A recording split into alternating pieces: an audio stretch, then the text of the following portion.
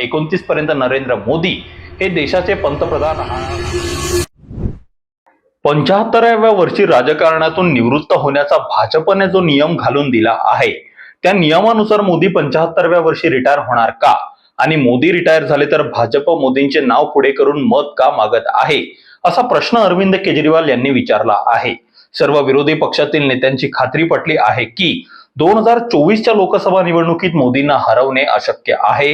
त्यामुळे मोदींशी समोरासमोर लढता येत नसल्यानं विरोधक असले काहीतरी डाव टाकण्याचा प्रयत्न करीत आहेत। त्यातूनच ममता बॅनर्जी मांसाहारावरून आरोप करतात। ईव्हीएम वरती आरोप तर आता हास्यास्पद वाटू लागले आहेत। सीबीआय, इन्कम टॅक्सच्या संस्थांवर विरोधक गेली 10 वर्ष आरोप करत आहेत, परंतु आपल्यावर झालेल्या आरोपांचं स्पष्टीकरण मात्र ते देत नाहीत।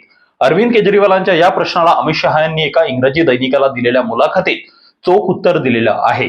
अमित शहा म्हणाले आहेत की 75व्या वर्षी राजकारणातून निवृत्त झालेच पाहिजे, असं काही बंधन नाही। असा नियम असला तरी परिस्थितीनुसार पक्षाच्या घटनेत बदल करता येऊ शकतो। यावरून एक गोष्ट स्पष्ट होते की 2029 पर्यंत नरेंद्र मोदी हे देशाचे पंतप्रधान राहणार आहेत। अमित शहांच्या या स्पष्टीकरणामुळे देशातील जनतेच्या मनात जो प्रश्न होता त्याचे उत्तर मिळाले आहे। कारण नरेंद्र मोदींऐवजी दुसरा कोणी पंतप्रधान होणार ही कल्पनाच देशभरातील जनता सहन करू शकत नाहीये। इतकी जबरदस्त मोहिनी नरेंद्र मोदींनी देशवासियांवर घातली आहे।